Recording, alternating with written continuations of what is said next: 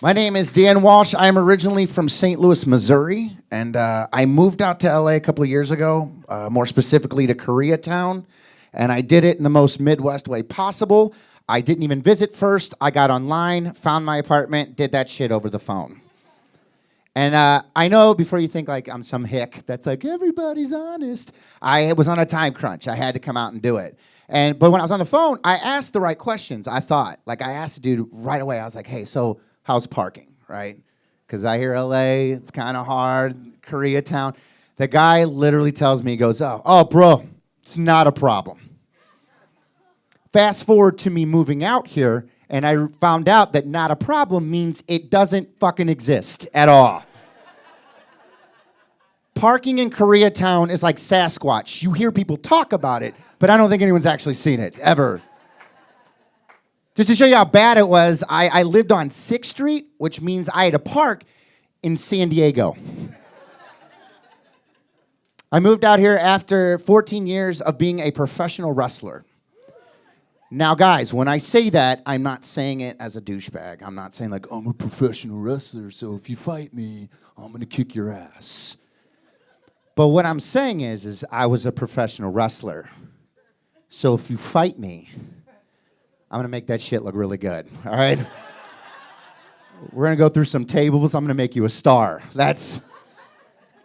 People ask me a lot, like, what was the craziest thing that you encountered, like, in the professional wrestling industry? And I'm gonna be honest with you, the craziest thing to me was the fact that there was homophobia in that industry.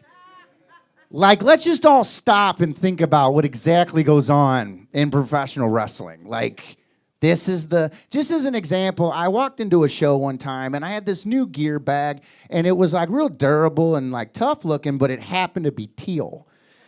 And the guy I was wrestling that night yells across the locker room, he's like, Walsh, that bag's the gayest thing ever.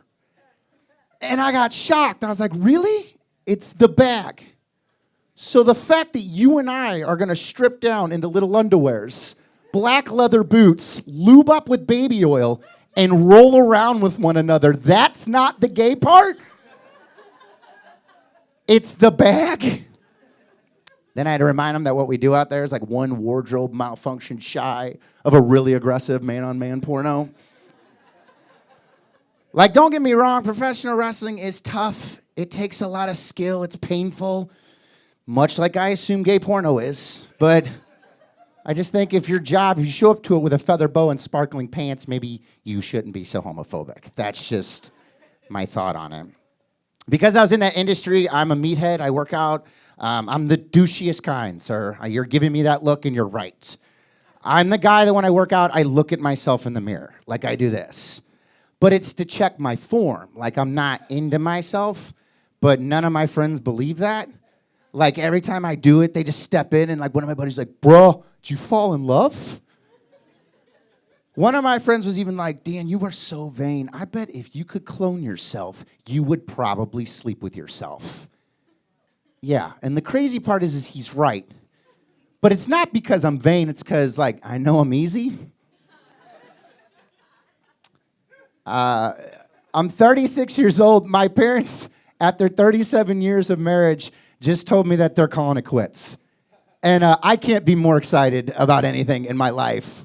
They're the worst married couple ever. Like, they fought for 36 fucking years straight. Just to give you an idea, we had a parrot growing up, and parrots mimic what they hear most. And our parrot had 3 phrases: pretty bird, uh-oh, and I want a divorce. One last thing about me, I'm a combat veteran, and I tell you that you should wait to hear the rest of the story first. I was watching an Army commercial today, and I was getting really like motivated because it was one of those where the dude talks about what he did in a war zone, how he came back and he's using it to like kill in life. He's like, I build bridges for heavy machinery in Afghanistan. No, I'm the #1 contractor at my firm. And I'm like, fuck yeah, G.I. Joe. Way to own life. And then I started thinking, I'm a combat veteran. I want my own commercial. But if I told everybody what I like to do in the military, I think my commercial would get like some letters. Because I'd be real honest. I'd be like, my name's Dan, and when I was in the Marine Corps, I used to like to masturbate while wearing night vision goggles. Because if you don't know this, when you go, it scares you because it's glowing. You're just like, oh my God.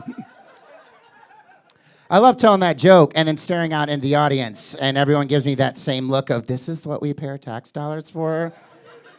For them to masturbate into goggles? Yes, you do. And thanks for supporting your troops. That's all my time. Thank you very much, guys.